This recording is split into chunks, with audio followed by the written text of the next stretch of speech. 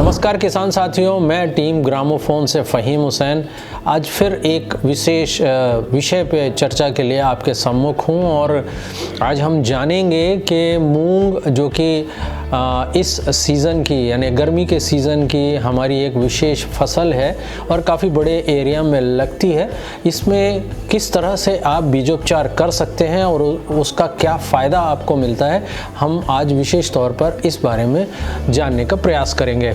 दोस्तों, आप जानते हैं कि किसी भी फसल में बीजोपचार का अपना एक महत्व है और बीज की सुरक्षा के लिए या उसके अच्छे अंकुरण के लिए बीजोपचार करना हमें बहुत आवश्यक है।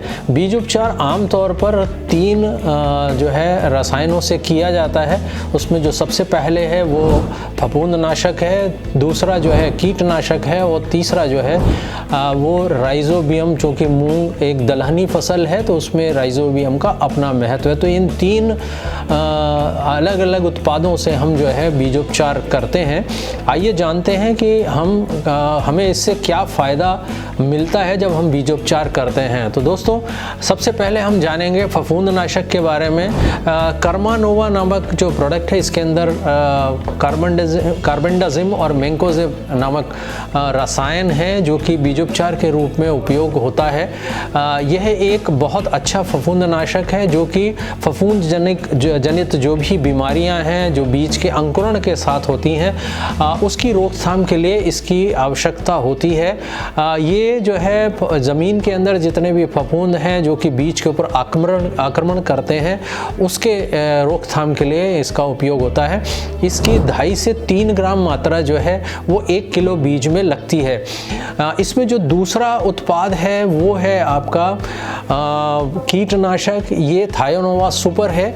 इसके अंदर थायोमेथाक्साम 30% FS है और ये जो है कीटनाशक के रूप में उपयोग होता है। इसे आप जो है दूसरे नंबर पे उपयोग करेंगे। प्रथम जो है आप फफूंदनाशक से अपना उपचारित करेंगे, दूसरे आप जो है कीटनाशक से उपचारित करेंगे।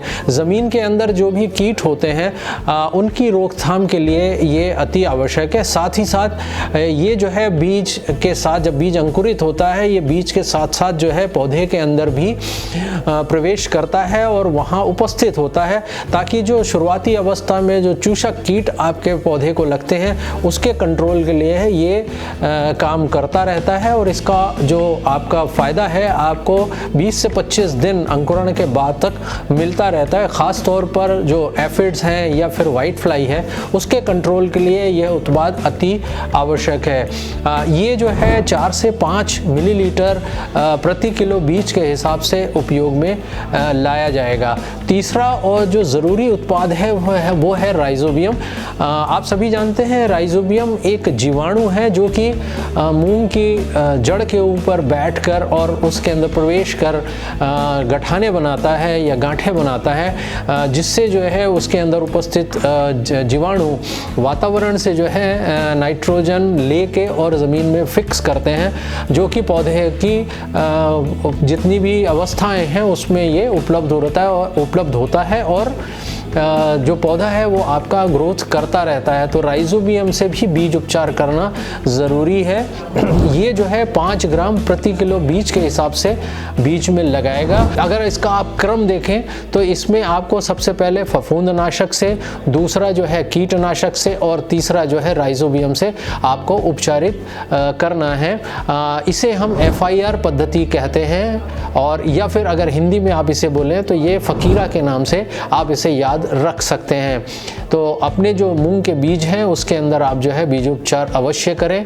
इसका फ़ायदा आपको आने वाली फसल में अवश्य दिखाई देगा। खेती की हर ज़रूरत यहाँ से होगी तुरंत पूरी। आज ही डाउनलोड करें किसानों की पहली पसंद ग्रामोफोन ऐप।